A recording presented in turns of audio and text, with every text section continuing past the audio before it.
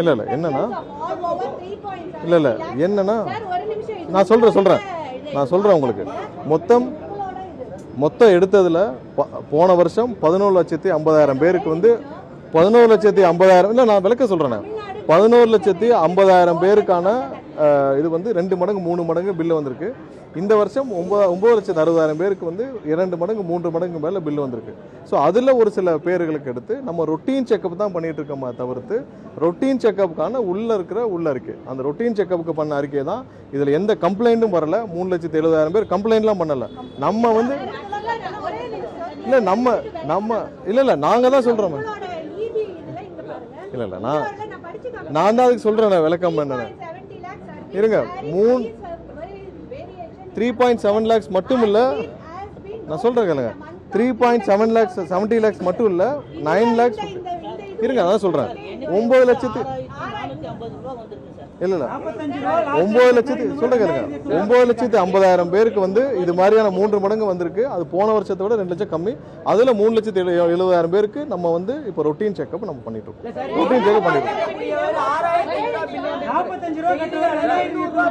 இல்லை routine checkup பண்ணிட்டு இருக்கோம்.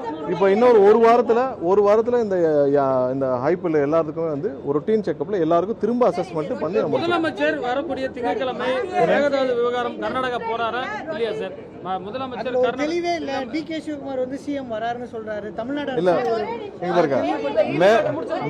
இங்க பாருங்க மேகதாது விஷயத்துல நம்ம ரொம்ப தெளிவா இருக்கோம்.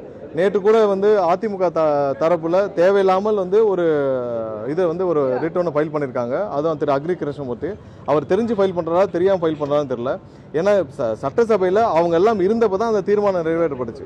தீர்மானம் நிறைவேற்றப்போ அவங்க எல்லாம் அவங்களுடைய அனைத்து எம்எல்ஏக்களும் அங்கே உட்கார்ந்து அவங்க இருக்கிறப்ப தான் அந்த தீர்மானம் நிறைவேற்றப்பட்டுச்சு. தேவையில்லாமல் மக்களை குழப்பும் விதமாக தமிழக மக்களுக்கு எதிராக ஒரு இதை வந்து அவங்க ஃபைல் பண்ணியிருக்காங்க உயர்நீதிமன்றத்தில். இன்டர்ஸ்டேட் இஷ்யூவில் எப்படி இவங்க உயர்நீதிமன்றத்தில் ஃபைல் பண்ண முடியும்னு தெரியல. அதுவும் இதில் சட்டசபையில் நிறைவேற்றப்பட்ட ஒரு தீர்மானத்திற்கு அவங்களும் சேர்ந்து ஒருமனதாக நிறைவேற்றப்பட்ட ஒரு தீர்மானத்திற்கு இப்போ போயிட்டு இவ்வளவு நாள் கழிச்சு போய் உயர்நீதிமன்றத்தில் வழக்கு தொடுத்திருக்காங்க. அது என்ன இன்ட்ரெஸ்ட்னு தெரியல. தமிழக மக்களுக்கு எதிராக பண்ணணும்னு நினைச்சு அதிமுக கலந்து பண்றாங்களா என்னன்னு தெரியல. இந்த விவகாரத்தில் கண்டிப்பாக முதல்வர் வந்து அனைத்து தரப்பு மக்களையும் ஆலோசிச்சுட்டு வராங்க. கண்டிப்பாக விரைவில் வந்து இதற்கான முடிவுகள் என்னென்ன லீகல் ஸ்டாண்டில் என்ன பண்ண போறோம் மற்ற விஷயங்கள் என்ன பண்ண போறோம் தெரியும். இது 2 மாநில பிரச்சனைக்கு நம்ம வந்து உச்சநீதிமன்றம் மூலமாக தீர்வு. ஏற்கனவே நமக்கு வந்து ட்ரிபுனல் நமக்கு இருந்தது. அது பழைய தீர்ப்போடு அது வந்து ட்ரிபுனல் கான்ஸ்டியூஷன் இல்லை. திரும்ப ட்ரிபுனல் இருந்தால் ஒரு தீர்வு கிடைக்கும். நமக்கு உச்சநீதிமன்றத்தை அணுக முடியும். ஒன்றிய அரசு தான் இதுக்கு தீர்வு கொடுக்க முடியும். அது இல்லாமல் மற்றபடி நம்ம சுமூகமாக என்ன பண்ணலாம் சொல்லி அனைத்து தரப்பு விஷயத்தையும் முதல்வர் ஆலோசித்து வர்றார். என்ன முடிவில் எடுக்கப்படும் விரைவாக எடுக்கப்படும்.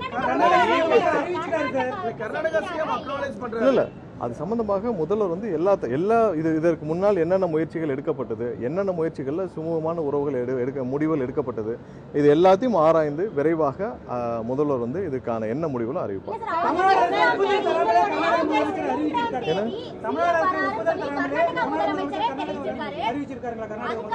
இல்ல ஆய்வுகள் எல்லா தரப்புலையும் நடக்கப்பட்டது. எல்லா தரப்புலையும் ஆய்வுகள் என்னென்ன செய்யலாம் எப்படி செய்யலாம் இப்போ இதுல சம்பந்தப்பட்ட வல்லுநர்கள் லீகல் எக்ஸ்பர்ட்ஸ் எல்லாத்தையும் பேசுறாங்க. என்ன பண்ணலாம், இதுக்கு முன்னாடி என்ன முடிவுகள் எடுக்கப்பட்டுச்சு, 20 வருடங்களுக்கு முன்னாடி என்ன எடுக்கப்பட்டுச்சு, 1980 என்ன மாதிரி முடிவுகள் எடுக்கப்பட்டுச்சு, எல்லாத்தையும் ஆய்வு செஞ்சு அந்த வர்ற டிஸ்கஷன்ஸ் தான். பட் இது வரைக்கும்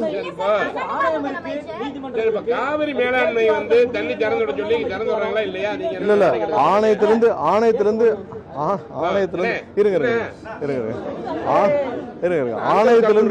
ஆணையத்திலிருந்து கொடுக்கப்படும் விஷயங்கள் இப்போ 3000 ஆணையத்திலிருந்து இவ்வளவு கண்ணாடிகள் நீங்க திறக்கணும்னு சொன்னாலே கர்நாடகா ஒத்துக்கொள்ள மாட்டேன்றாங்க. ஸோ அப்போ நம்ம அதுக்கு தகுந்த அடுத்த விஷயத்தை நம்ம பார்க்கணும். நம்ம திரும்ப வந்து உச்சநீதிமன்றத்தை நாட வேண்டும்.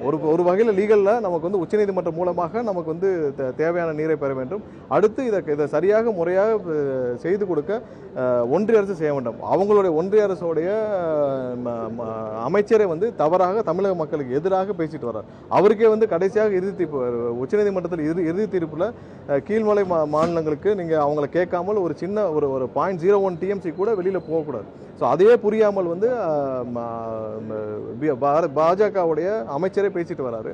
அவரே தமிழக மக்களுக்கு எதிராக பேசிட்டு அதை கூட கண்டிக்கிறதுக்கு இங்கே யாருக்குமே உரிமை இல்லை. யாருமே வந்து இங்கே இருக்க எதிர்கட்சிகளை யாரும் வந்து அதை கூட கண்டிக்க மாட்டேங்கிறாங்க. இங்கே இருக்க பாரதிய ஜனதா கட்சியும் கண்டிக்க மாட்டேங்குது, வேற யாரும் கண்டிக்க மாட்டேங்கிறாங்க. கண்டிப்பாக இது வந்து லீகலாக நம்ம வந்து உச்சநீதிமன்றத்தில் தேவையான அளவுக்கு நம்ம என்ன பண்ணணுமோ நம்ம செய்வோம். சீக்கிரம் முதல்வர் அலுவலகத்தில் அறிவிக்க